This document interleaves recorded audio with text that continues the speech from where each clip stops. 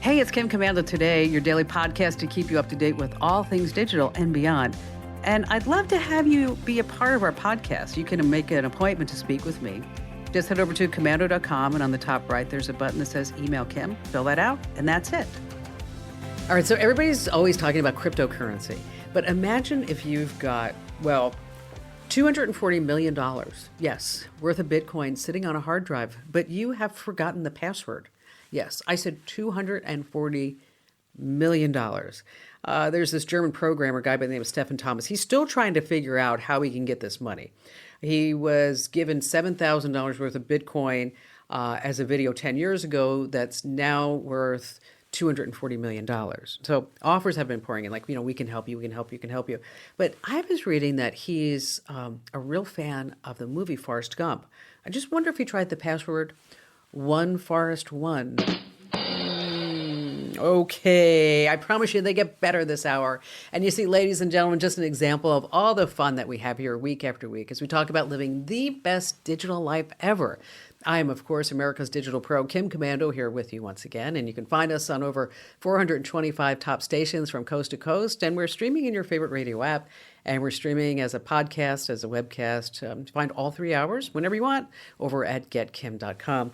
And a special salute and thank you goes out to our servicemen and women in the Army, the Marines, the Navy, Air Force, Coast Guard, and Space Force who are protecting our great nation and listening to the Kim Commando Show on the American Forces Network Radio. And our T-Mobile Unlimited listener line is now open. Love to hear from you. 1-888-825-5254. All right, this is part of the show where I like to tell you about 5 things that are happening in future tech. And let's start with number 1, and we're going to talk about Ford trucks. Okay, right behind the Lightning F-150, there's been a return of the midsize Ranger, and now they even have a smaller pickup. I don't know if you had a chance to see it yet, but it's actually quite pretty. It's a hybrid Ford Maverick. Now, the reason why I'm bringing this up is that they have what's called Inside Fits. Of course, that's an acronym for Ford Integrated Tether System. Yes, FITS. And basically, these are slots behind the center console and under the seat storage bins where you can attach accessories. Now, this is so smart. So there are 8 of these FIT slots throughout the truck's interior. Okay, so you can do potential add-ons. And you can get FITS-compatible cup holders, bin dividers, grocery hooks from Ford. But what happened is that owners started 3D printing their own accessories for the fit slots, like phone mounts specifically made for the make and model that they have. There are custom-sized cup holders, dog water bowls, tray tables, you name it. So now Ford is making this print-your-own accessory process easier by making CAD files available online so anyone can download, anyone can print these. And they come with ideas along with measurements and clearances for each slot. You can share your custom accessories. And it's something to keep in mind that roughly 85% of Fords sold over the past 20 years are still on the road. The other 15% have made it to their destination. Tough crowd. Okay, number 2, the future of VR may not be so top-heavy. All right, so when you start looking at VR, these virtual reality headsets like the Oculus or the Meta Quest 2, they're massive. And they're big and bulky, and I would expect over the next 3 to 5 years that they're really going to get smaller and streamlined. But the reason why I bring this up is that Motorola has this new 5G neckband. Yes. And they say it's out there so that it would take off some of the load from these VR and AR headsets known as XR. I know everything has an acronym, name, and tech. But anyway, here's the bottom line. It's a plastic neckband, and it has a Snapdragon processor, a battery, touchpad, SIM card slot, speakers, and other tech like an accelerometer and 5G.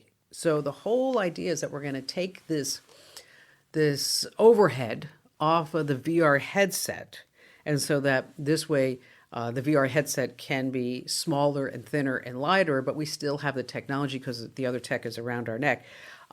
It really makes sense, and I'm hoping that someday that does come to fruition. Number 3, wow, I'm super excited with this because I'm a real car gal, you know that. It's about time. Who can forget the iconic DeLorean sports car that cemented itself into pop culture? I'm talking about Back to the Future. It was really only success that this one car had. It was known as the DMC-12. 9,000 were built, a little fun fact, before the original DeLorean Motor Company in Northern Ireland went bankrupt. a few years before Back to the Future even came out.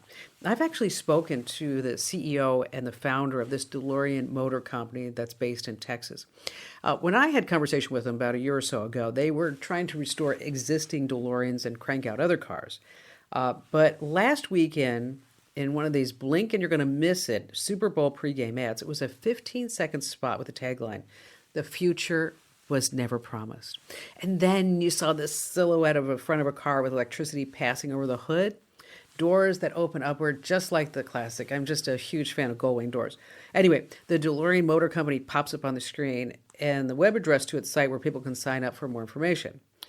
But here's what we have. An all-electric DeLorean is on the way. An all-electric DeLorean. Wow, wouldn't that be something? I mean, if I had the car made famous in Back to the Future, I'm telling you, I would save that car. I would only drive it from time to time. Number 4, yes, we are going to have more headlights flashing in our eyes. A few days ago, the National Highway Traffic Safety Administration issued a rule that now allows for adaptive driving beam headlights in the U.S. Other words, smart headlights. The sensors adapt to the level of LED light based on driving conditions. For instance, more light will be focused on dark areas. So that means they say you're going to get a better view of anybody in the street, people on bikes, who may have been harder to see otherwise. So these smart headlights are going to provide more light in those situations. And it's actually not new. It's just taken a long time to get it here in the United States. They're already common in Canada and Europe, as a matter of fact. But according to research by the American Automobile Association, European cars with these smart headlights increase roadway lighting by about 85% when compared to these run-of-the-mill low-beam headlights that we currently have now in our cars. But the sooner the better. I mean, I will tell you, I am sick of oncoming drivers not realizing that their brights are on. I mean, I am done being blinded by the light. Number 5, sight for old eyes. I love it when technology can make a difference on somebody's life. I'm talking about their health. And it was a medical milestone this past week in the United Kingdom. Surgeons at a London hospital successfully completed the country's first ever bionic eye transplant. Listen to this. The patient was an 88-year-old woman who suffered from macular degeneration, it's age-related, and to help correct the condition, restore some of her vision, a 2-millimeter microchip was implanted right into her retina. Wow. The next part involves camera-equipped glasses that transmits video of their surroundings to the tiny microchip, which is then processed, amazing to me, electrical signals sent to the woman's brain. Now, the glasses only work when directly connected to a small computer for now, and they say more tests are expected. But get this, her grandchildren, they're calling her the bionic Nana. Isn't that funny? The bionic Nana, that's great. But really, you shouldn't stress about your eyesight failing as you get older. I mean, it's nature's way of protecting you from the shock, really, as you walk past the mirror. I remember I went to the Mayo Clinic and I'm like, oh my gosh, my eyes, I just can't see as well as before. And the doctor was like, oh, well, Kim, let me see. So they give me all those tests and everything. And I said, so what do you think? I mean, what's going on? And he looks at me and goes, Kim, you got 40-itis. I'm like, 40-itis? He's like, yes. As soon as you turn 40, dang, your eyes, they start going downhill. Really? Okay, you need to have more. Just kidding. Everybody thinks that you should have 10,000 steps a day. I mean, where did that come from anyway? I mean, is it better to have 12,000 steps? Do you get the same health benefits if you do 7,000 steps a day? Well, still to come, I'm going to tell you about the best number of steps, the optimum number of steps that you should be taking every single day. And of course, we have more of your phone calls here on this Coast to Coast broadcast of the Kim Komando Show.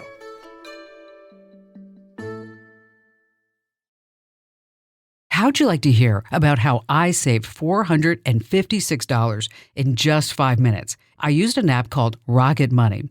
Rocket Money is a personal finance app that finds and cancels your unwanted subscriptions, monitors your spending, and helps you lower your bills all in one place. Can you remember all the free trials and all the other random subscriptions that you've signed up for?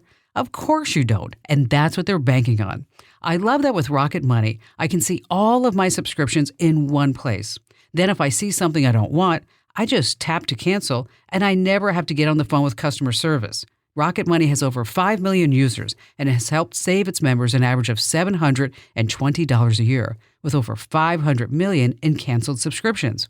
Stop wasting money on things that you just don't use. Cancel your unwanted subscriptions by going to rocketmoney.com/Kim. That's rocketmoney.com/Kim. rocketmoney.com/Kim.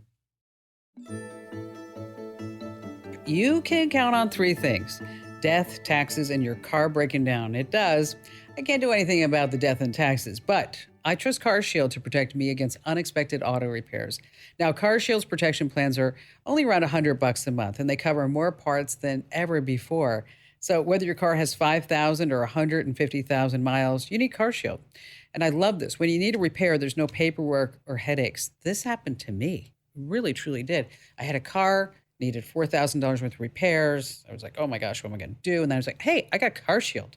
I mean, all I did was just give the dealership the CarShield number, and then they took care of everything. I mean, once you choose the mechanic to do the work, the CarShield administrators handle the rest. Plus, you can count on CarShield to help take care of you when your car breaks down and you're stuck on the side of the road, because every protection plan includes coast-to-coast roadside assistance, rental car options, and trip reimbursement at no extra cost. So don't wait. Get coverage today. Lock in your price, and it'll never go up at carshield.com/Kim, or call 800-391-8888 to save 10% on your plan. That's carshield.com/Kim, or call 800-391-8888 to save 10%. Our T-Mobile Unlimited listener line is now open at 1-888-825-5254. Once again, it's the way to join us. And if you haven't checked out one of our fantastic new newsletters, oh my gosh, you're so missing out. Exclusive links, exclusive videos, exclusive news. Note the word exclusive. It's exclusive to you and, well, hopefully a million other people very shortly. And if you're not already getting the current, sign up right now. It's free. There's no ads. You're going to love it. Just comes out twice a week, on Saturdays and on Tuesdays. But you have to go to this place to get it. GetTheCurrent.com. Once again, that's GetTheCurrent.com. Scott in Davenport, Iowa. Hello there, Scott. Glad to have you with us today. Hey, thanks, Kim. Long-time listener, and I don't know why I haven't called you sooner. Yeah, no, I was going to say that myself. I've been missing you. You don't send me a card, no birthday presents, no Valentine's Day cards. Come on, Scott, where you been? Dang. I'll do better. All right, I hope so. Okay, how can I help you out? Since the kids have been born in the 2000s, I had a small compact Sony camcorder, and it has these little 3-inch, I think, DVD-R discs. I had one of those. And then what? Did you? Yeah. It was really sweet at the time. Right? It was great because we didn't have to have those bulky camcorders, right? It's just these little discs. Yeah. The problem is I don't know how to play them because the camcorder's broken, so I can't wire that to a TV. And I ordered something on Amazon to play these 3-inch discs, and our laptop didn't read it. And none of the computers we have today have disc players. So my question to you is, I went to the Geek Squad. They didn't know how to transfer the data. So how do I get these 30 or 40 discs I have with all these home videos transferred or saved or in a media that we can watch and keep moving forward? Can you help me with that? Yes, I can. Yes, all hope is not lost. Okay, right. All right. There are services that will do it for you, like Legacy Box and iMemories. It gets pretty pricey, especially if you're looking at 25 to 40 discs. But it's up to you. If you want to pay. But if you don't want, do you want to pay or not? If it comes down to that, I don't want to lose. These are, all the memories from the kids growing up. So I'll sure. I'll do anything I have to. Okay. Well, so so you say the camcorder doesn't work. All right. Sure. But here's one of the beautiful things that you can do is that you can buy one of these handy cam. It was like a DCR DVD, whatever that model number was. And these were called mini DVD camcorders, right? So you can go onto eBay and you can buy a used one. And a lot of people are doing this now. They're buying them. They're using them just to transfer the videos over to their computers so that you don't lose these precious memories, right?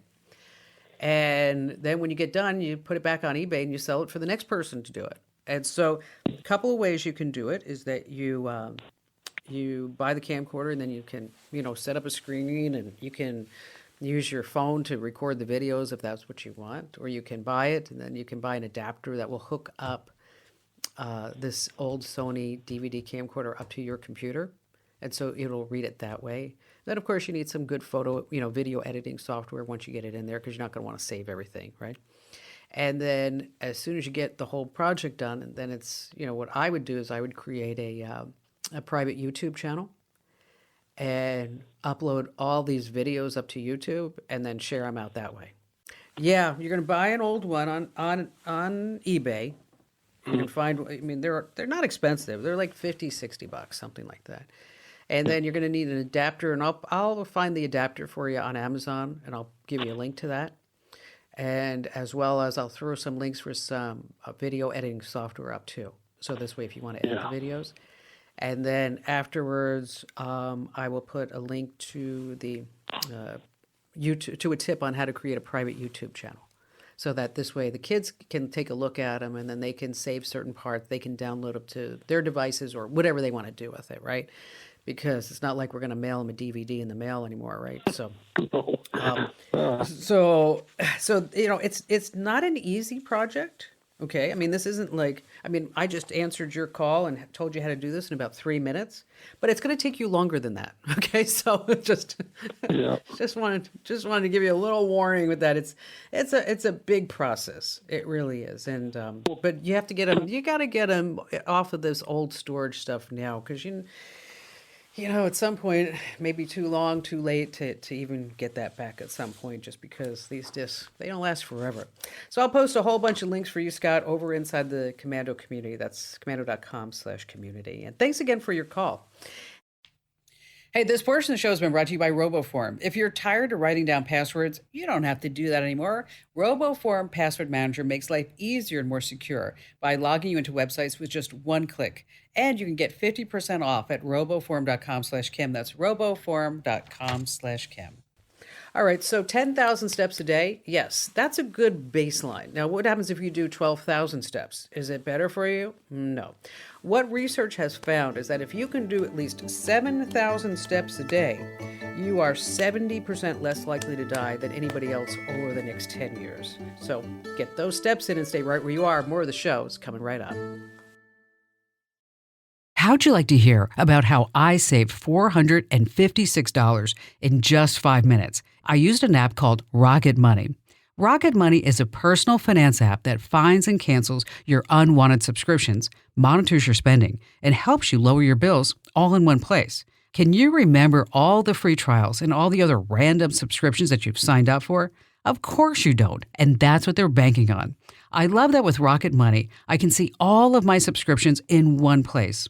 Then if I see something I don't want, I just tap to cancel, and I never have to get on the phone with customer service. Rocket Money has over 5 million users and has helped save its members an average of $720 a year, with over 500 million in canceled subscriptions.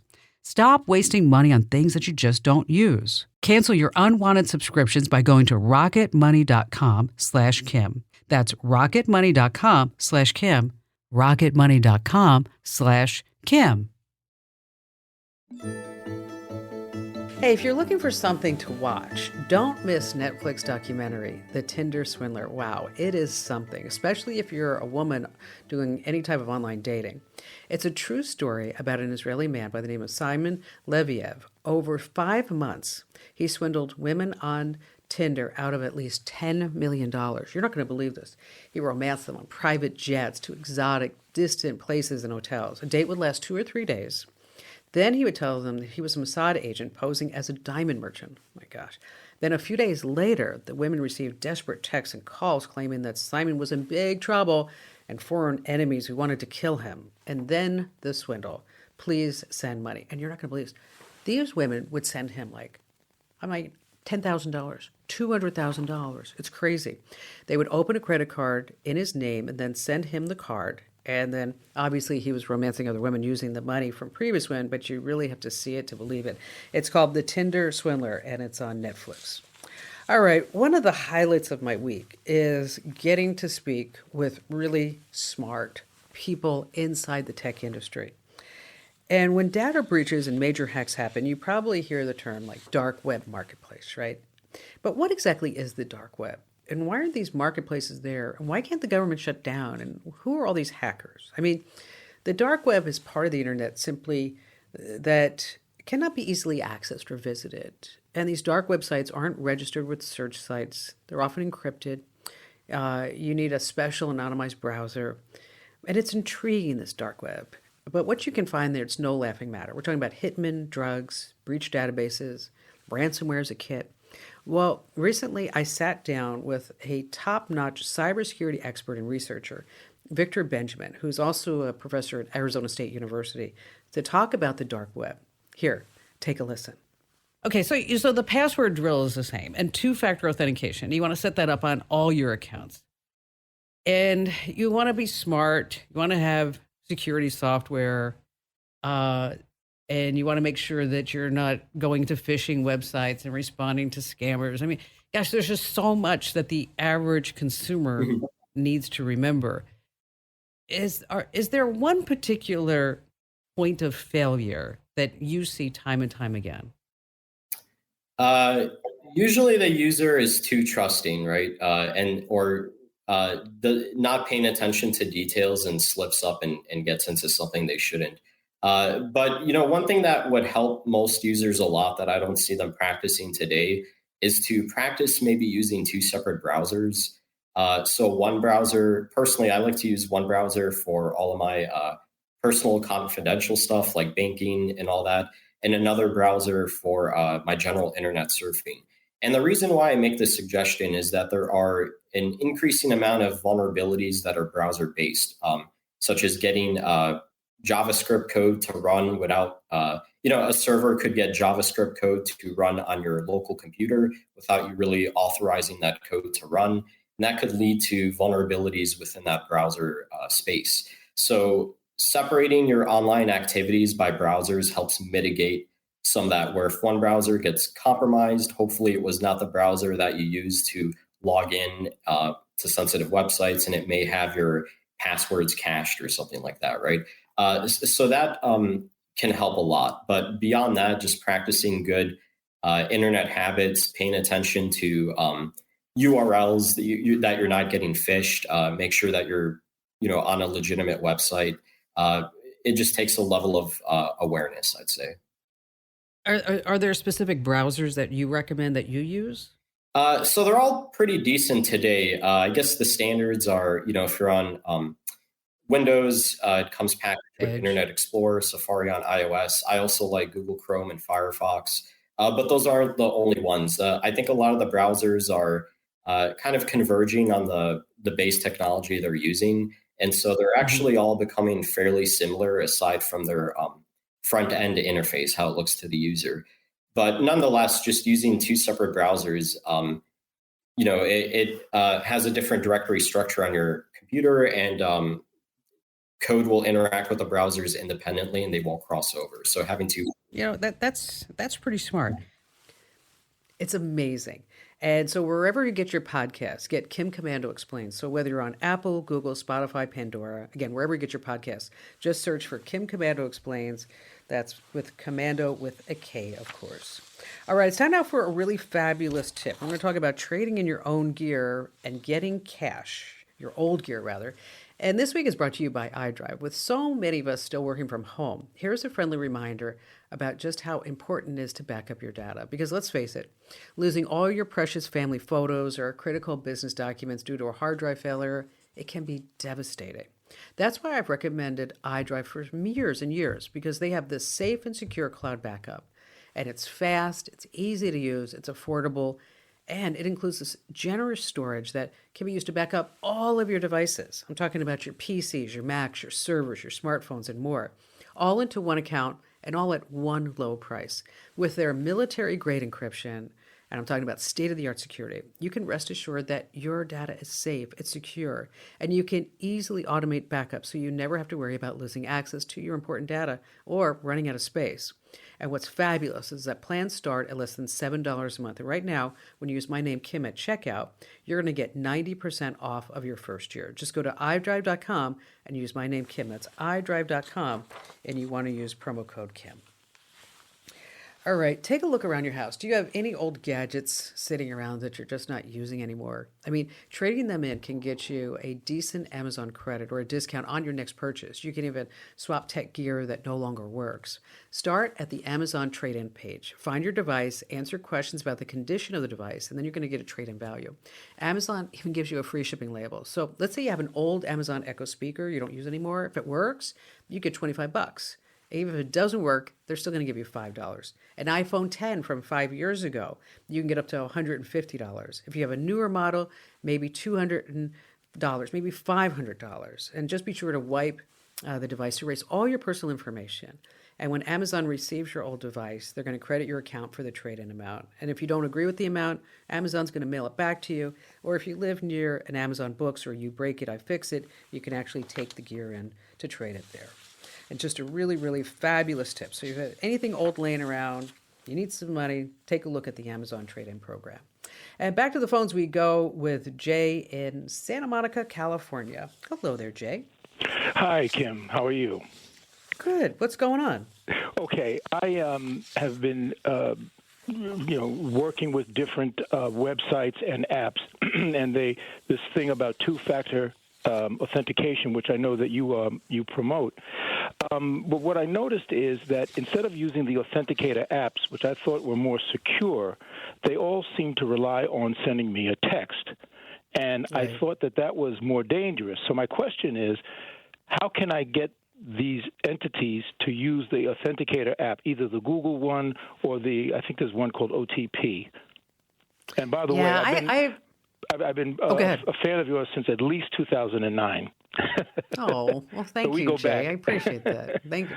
Okay, just like the last guy. Where's my birthday present? Where's my cards? Where are my flowers? Just, come on. I mean, you've been my guy for all these years, and you don't pay up. Tell me what's going on. I like the Google Authenticator app. And just so that everybody's on the same page with us, Jay, let me just back up just a few seconds.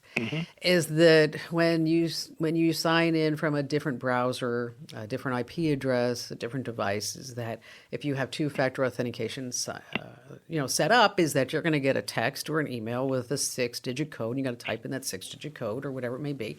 And so that this way you can log into your account. Now, the problem is that with all of these smishing attacks and SIM attacks and anything else that a hacker's coming up with now, right? I mean, different day, different scam, it seems like, is that somebody can intercept your phone number and duplicate your phone number. Yes. And so this way they will be getting your email or your text messages. And so you don't actually, they can log in as you because they get that two-factor authentication text. So the whole idea is that we're going to take that out of the equation and we're going to use what's called an authenticator app. And so you'll get an instantaneous code from Google and that it doesn't rely on a text or an email. Okay. Does that make sense to everybody? Yes, I think so. Okay, all right. Okay. I understand. So, all right, good. All right. So then we have, if you can't find the way for you to use the Google Authenticator app, there's no real workaround because their security system is not set up for it. But I'm hoping that as more people start realizing that two-factor authentication isn't as sweet as we all thought it was, and maybe it was 15 years ago, that we're better off using an authenticator app. Let me do this. Let me put together a list with links for, say, like the top 10 to 12, 15 websites where you can use the Google Authenticator app. Because like I mentioned, sometimes it gets to be very difficult to find it because you have to hunt for it. Yes. And you're like, what's going on with that? That doesn't always make sense. So let me put that together, and we'll put that out probably as a tip of the day. Do you get the newsletters? Yes, I do. All right, I so get we'll all of them. Yay! We love that. Okay. Even though you don't send me flowers, No, I know. it's a tough one. It's a tough Yeah, one. But anyway, sorry. Jay, thanks for your call. And for everybody, if you don't get the tip of the day newsletters, and if you had total that goldfish look on your face when I was talking about the Google Authenticator app and two-factor authentication, make sure that you get our tip newsletters. And you can sign up by heading over to commando.com/subscribe. And then, by the way, if you haven't done that for a while, if you just get one newsletter, if you get 4 or 5, every single person who gets a newsletter has an account. That's right. You have an email account that's associated with that over at commando.com. So this way you can pick and choose for your newsletters. You can give us your preferences too, because if we know that you want more Windows stuff, we're going to make sure that we send you more Windows stuff and Apple or Android. And so whatever it may be. I mean, I had some guy tell me this past week in an email, it's like, all you do is talk about Apple stuff. Hey, just a quick reminder that if you want to get all 3 hours of the Kim Commando Show, you can get it as a webcast and also as a podcast, a couple of places. If you like to use Apple Podcasts, you can subscribe to the Kim Commando Show there, but you have to search for the Kim Commando Show, okay? Or if you want to get the webcast as well as use our interactive chat room, head over to getkim.com. Once again, that's getkim.com. And back to the phones we go. Jeff in Kingman, Arizona. Hi there, Jeff. Hi, how's it going? What an honor, Kim. Oh, well, thanks for your call. How can I help you? Well, I'm newish to the internet and still working my way through the getting my hat handed to me phase. And although my web designer and I just put up a Google Ads account this morning. Oh, okay. But I'm laid off at the gold mine, local gold mine, and say hi to my buds out there. We're going to get back to work. And I've got the greatest product in the world called Ormus that I build and have a special proprietary system for. And absolutely fantastic product. But what I need to do is I'm looking for the best bang for the buck in the digital world to get a business started. And what are your recommendations on that? Well, if you have a product to sell, if you build a website, they just won't come. Okay. I mean, just because you build a website doesn't mean that people will actually find it and see it. Okay. Right. And that's the big problem. So if you want to get your product up there on a website up and running, I mean, using these sites like Wix, or even GoDaddy has one, and there's also Squarespace, is that they give you the templates so that you can get up and running. And you can also sell products. So you don't have to have all these individual components. And so I get Wix.com if you're trying to sell a product. That's probably who I recommend, because then you can use a company like Spotify, or not Spotify, isn't that funny? Shopify, they all sound the same. Shopify, in order to get the orders there. Now, keep in mind too, Jeff, that if you have a product to sell, is that you can sell your product on Amazon. I mean, you don't have to be a big company to sell products on Amazon. And the thing about Amazon.com is that, that's where everybody's shopping. And if they want to search for whatever you're selling, that's where they can find it. Well, we're going to do a tip about this. So make sure that you get our newsletters. And thank you for your call today, sir. All right. Have you ever wondered if someone has blocked your phone calls? Well, there are a few telltale signs. Okay. For example, when you call a person and you hear like an unusual number of rings before getting voicemail, well, that's a normal call. But if the person has blocked you, here is the big indicator. You only hear one ring before being diverted to voicemail, just one ring. Now, there are a few caveats. Of course, we're always talking about technology. An unusual ring pattern doesn't absolutely mean that your number's blocked. It could be that the person is just talking to someone else at the same time you're calling, and they have their phone off maybe, or maybe they're sending the calls directly to voicemail because they're busy. But if you make a call and immediately receive an automated message along the lines of, the customer is unavailable. That's right. The customer is unavailable. That person's wireless carrier probably blocked you. They actually called their carrier and said, I need to block this number forever. The person asked them to do it. But I guess, you could always email them if you actually have to talk to them. Hey, thanks for joining us for all 3 hours of the Kim Commando Show. And just a quick reminder is that you can always find me 24/7 over at commando.com. And that address is simple. It's komando.com. How'd you like to hear about how I saved $456 in just 5 minutes? I used an app called Rocket Money. Rocket Money is a personal finance app that finds and cancels your unwanted subscriptions, monitors your spending, and helps you lower your bills all in one place. Can you remember all the free trials and all the other random subscriptions that you've signed up for? Of course you don't, and that's what they're banking on. I love that with Rocket Money, I can see all of my subscriptions in one place. Then if I see something I don't want, I just tap to cancel, and I never have to get on the phone with customer service. Rocket Money has over 5 million users and has helped save its members an average of $720 a year, with over 500 million in canceled subscriptions. Stop wasting money on things that you just don't use. Cancel your unwanted subscriptions by going to rocketmoney.com/Kim. That's rocketmoney.com/Kim. rocketmoney.com/Kim.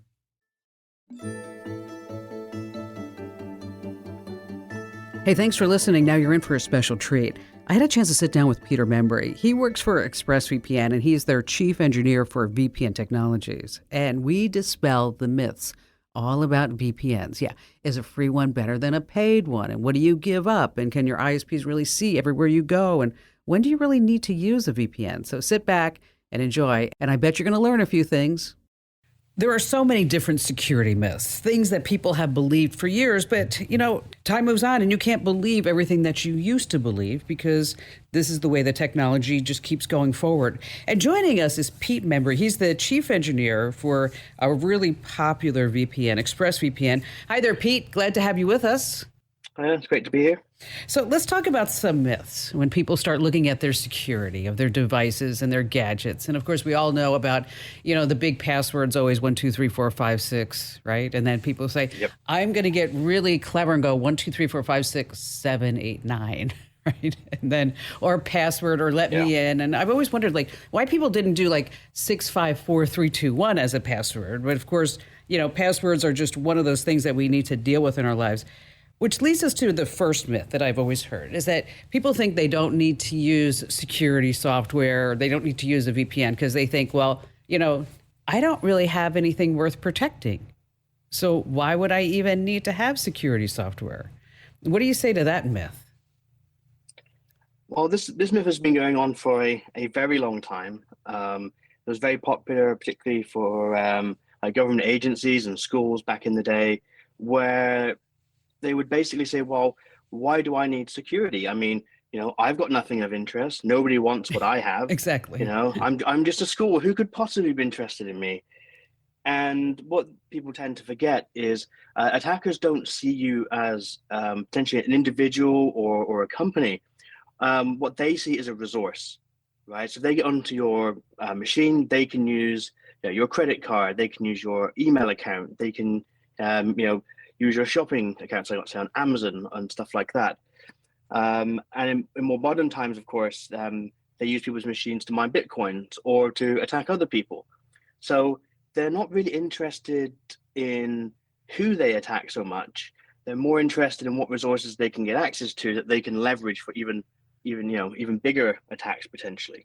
And that's a really good point, because it's not necessarily that you have nothing to protect. It's the ability to use what you already have to launch other ancillary attacks or to do DDoS or whatever it may be, which also leads to another myth. Is that it's kind of the same line, Pete, is that I've heard, gosh, I know my data's already out there on the dark web, so what's the big deal? I mean, why do I need to protect my credit card number? Because somebody could go buy it on the dark web for $50.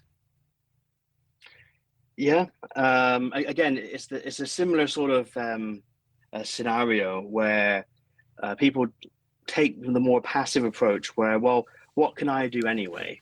Right. Mm-hmm. It's probably already out there. Anybody could get it if they wanted to. And every time I go shopping, everyone sees my credit card. So, someone's probably written it down. And it's certainly possible, but at the same time, of course, maybe hasn't been leaked. It's not available. Right. And it's the sort of vigilance, if you like, that helps ensure that it doesn't become available.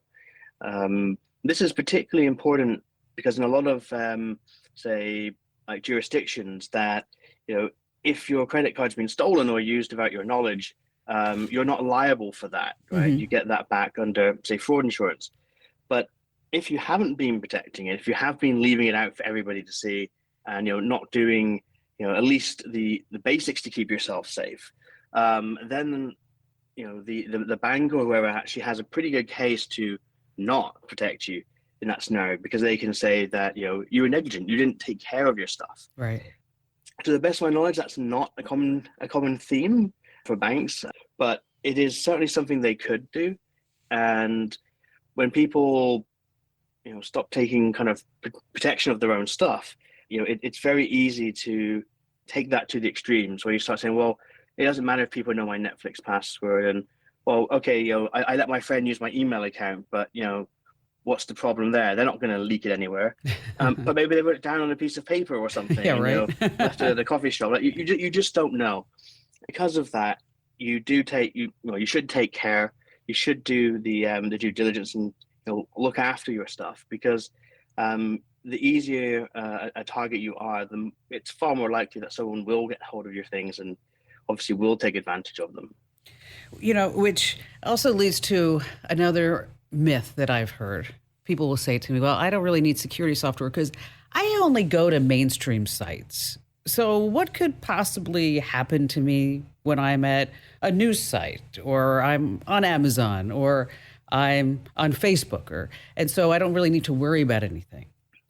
Yeah, I mean, this comes back to the and what you were saying originally about people. Well, I have nothing to hide, right? I don't have anything to hide. Why do I need to use a VPN? Why do I need security in that sense? It's not so much to do with what could possibly go wrong for you browsing, say, Facebook, but ISPs or other networks that can be monitoring your data can see where you're going and can put two and two together and figure out either more advanced marketing techniques, for example, or just your own personal habits, right? They Sure. can see things that you just wouldn't necessarily want people to know, right? It's not necessarily that it's bad, but it's private. Right. And we don't really have too much privacy anymore. I mean, it all goes, I'm sure it's happened to you. It's happened to me. You're having a conversation. Mine was, I wanted to go hiking in Patagonia. And I was just talking to my family about hiking in Patagonia. And then sure enough, I go on my computer and I see ads for hiking in Patagonia. And it's not necessarily that Facebook is listening. And of course, everybody says, oh, Facebook is listening. It could be a third-party app that you've put on your phone and you've agreed to let it listen. And then Facebook buys that data. And it's just this whole cycle of information, this data sharing that's going on.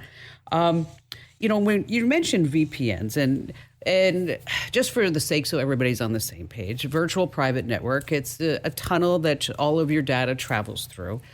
Since you're the chief engineer of a VPN company, tell us your definition of a VPN. So for me, a VPN means that I can use the internet safely and use it freely, the way I would want to use it, without having to be constantly looking over my shoulder, and wondering who's seeing what or where my data is going. And that freedom of usage is, I think, really what defines what we do at ExpressVPN. It's, yes, we give you internet security, but it's also the safety, the need not to fear, looking over your shoulder, that people aren't looking at what websites that you're browsing and so on. So yes, it's definitely it's a tunnel, and it moves all your data safely from your machine to our servers, where obviously we provide security and anonymity. But ultimately, it's that safety that we're looking at. Sure. So the VPN is really a means to an end, in that we want to give you the safest experience that you can possibly have. And it's so easy to use a VPN, but not all VPNs are this easy. One of the myths that we always hear about VPNs, and I think this was the case years ago, but it's still moving forward, is that when you're using a VPN, it will slow your use of the internet down incredibly because of the way that the VPN works, which is not necessarily the case anymore. Yes, I mean, one of the most popular VPN tools out there is OpenVPN. It's been around for 20 years.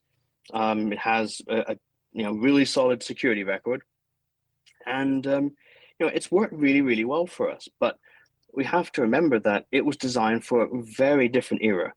This was designed for the days when you had desktops on desks, and you had modems, and you had like fixed lines. And back then, I mean, speed wasn't a problem, right? You had dial-up, Oh so my even gosh. your Yes. most powerful or slowest VPNs, it just wouldn't be something you would even notice.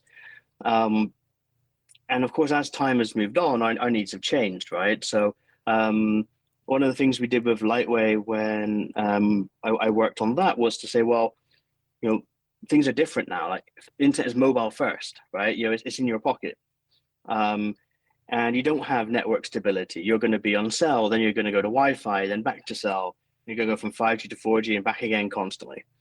And so we actually focused on redesigning it with the current internet in mind. And because of that that new approach, often not only do we not slow your internet connection down significantly, but in many real world cases, we actually make the internet faster for you. Which is, hard to believe, but it is actually true. Another myth is that when you're using a VPN, is that you can be anonymous, but you're never really truly anonymous on the internet. No. Back in the very old days, the IP address was pretty much your identity. And if you could hide that, you pretty much were anonymous back in the day.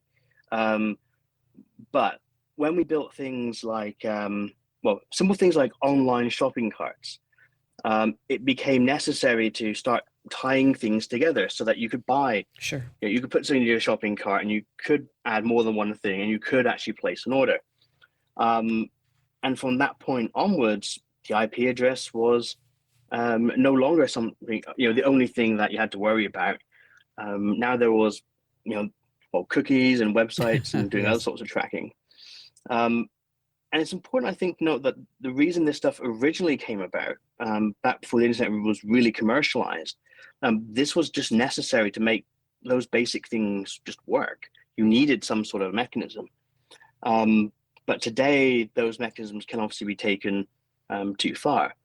But even if your IP was anonymized, so like, the website can't see your IP address, if you're still logged into your Facebook account and you go to Facebook, like Facebook's going to know, Sure. who you are, and same for Google, and same for pretty much any application, because we've long gone from the days where an IP was actually something that really meant it was you, right? So again, if you're using your phone and again you're going between cell and you're going between Wi-Fi, your IP address is changing. It'd be very inconvenient if you went onto Wi-Fi and then half your app stopped working.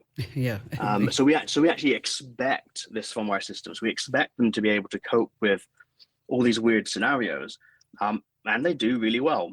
But that means they have to track you. They have to know, who you really are. So a lot of these sites are actually only interested you in terms of a profile. Like they want to know what you search for example, so that they can show you things you're more likely to buy. They're not really interested in who you personally are. They just want to show you things you're going to hopefully click on.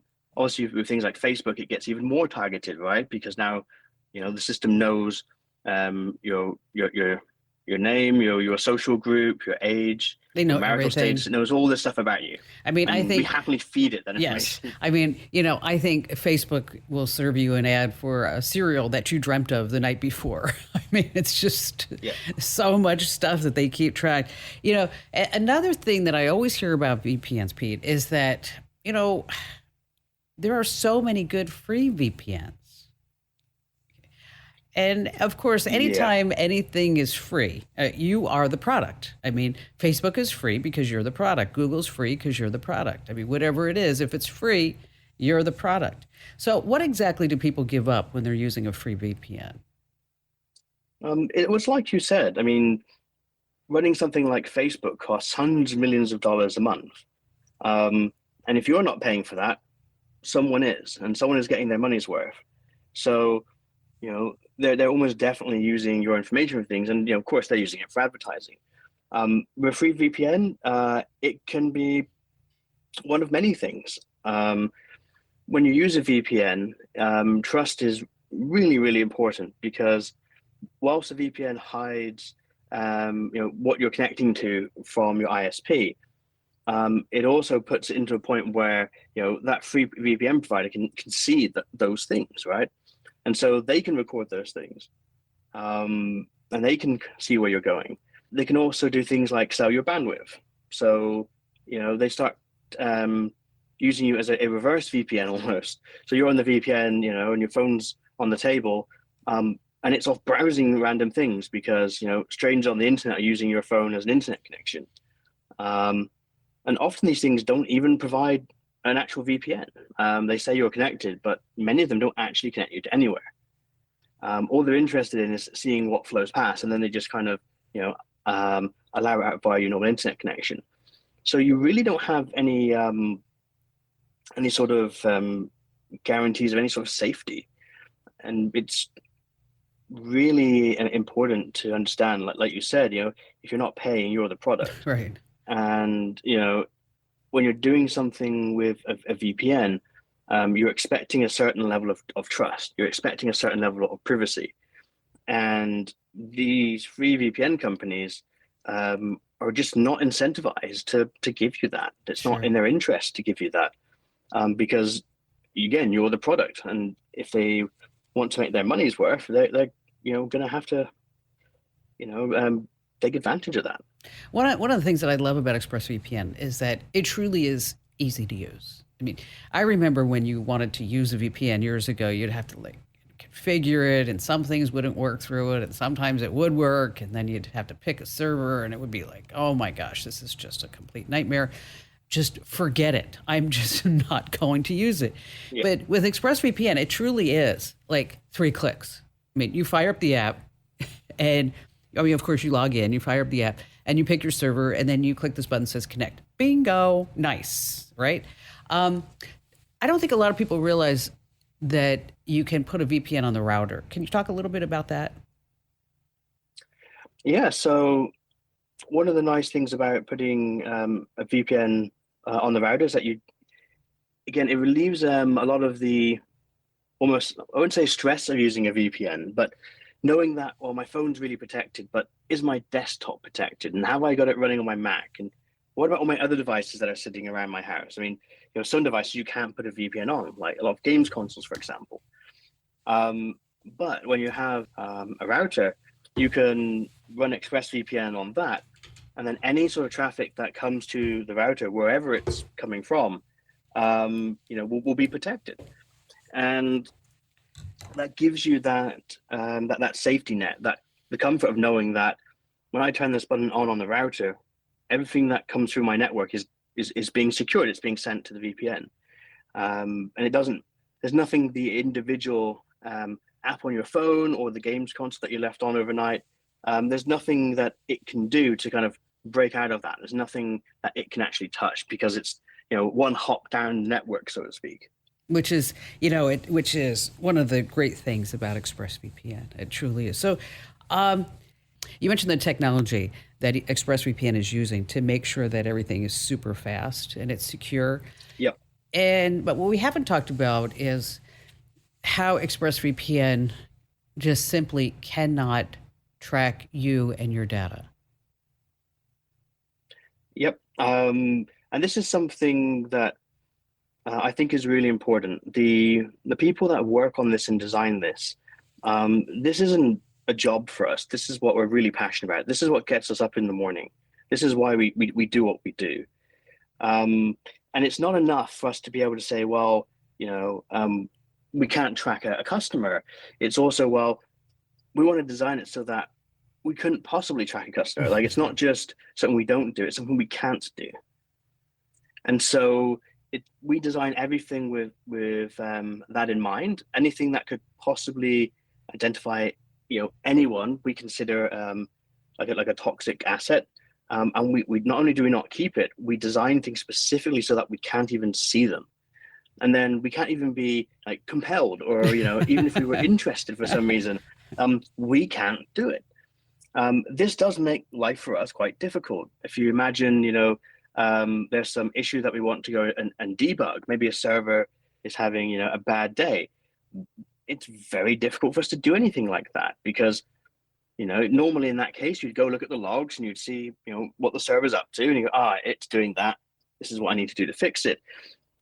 We don't have logs, and not only do we not have logs, all of the apps are configured not to log, and any of the apps that we use in our infrastructure that are a little too chatty, maybe they're a bit older or they're not following the same sort of standards, we actually alter them so that we remove their ability to log.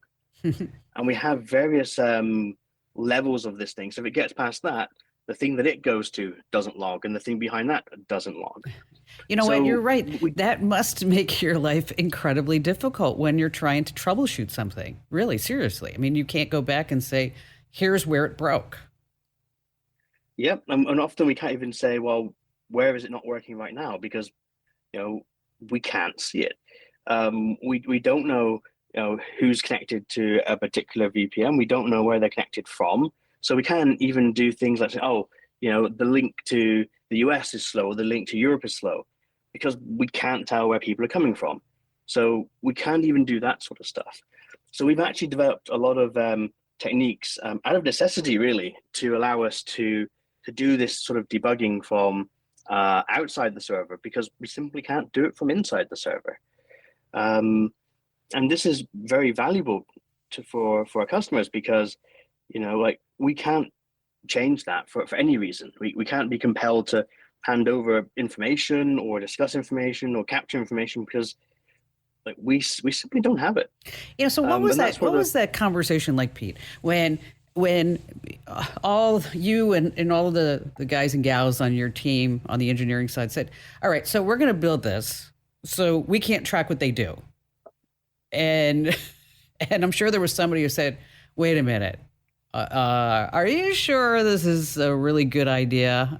I mean, I'm sure there was somebody in that room that was questioning whether or not this was a good, I should say, a good idea from a revenue production development standpoint, right? Definitely. I mean, we always encourage, devil's advocate. So even though we're all, very big on privacy and, we live and breathe that, we've also got to consider, all the angles, because, maybe we've missed something. But at the end of the day, even though, a VPN that was potentially to look at your stuff, or to do things like that, I don't think they would be your VPN for very long. Right. I don't think so. I don't think so either. Because, eventually something will go wrong. Right? Something will leak, something will be left behind. It's just the way the universe works. And part of the beauty of, for example, Trusted Server is it's all in memory. So if someone pulls out the plug to take the server away, it's gone. There's nothing on it. That also makes debugging surprisingly difficult, but we value the trust of our customers. We take that very seriously. And so because that's our focus, we continue to try and push forward by, creating new technologies and, doing, the right thing. Sure. And trusting that doing the right thing by our customers is the right thing to do, and the best way to build the brand. Well, I'll tell you, ExpressVPN, I used it before you guys were even a sponsor.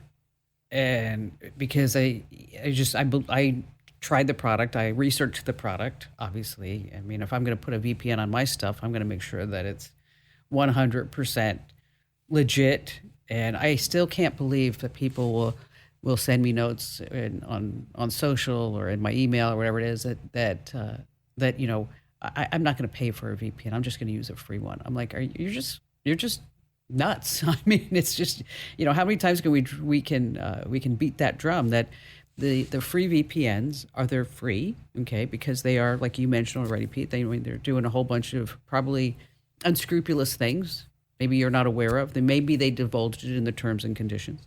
But speaking of this trusted service is really important to me, and I know it is for a lot of folks who are listening. That anything that you put through this VPN, it's not going to be tracked. It's not going to be stored in some database. It's not going to be another data collection point.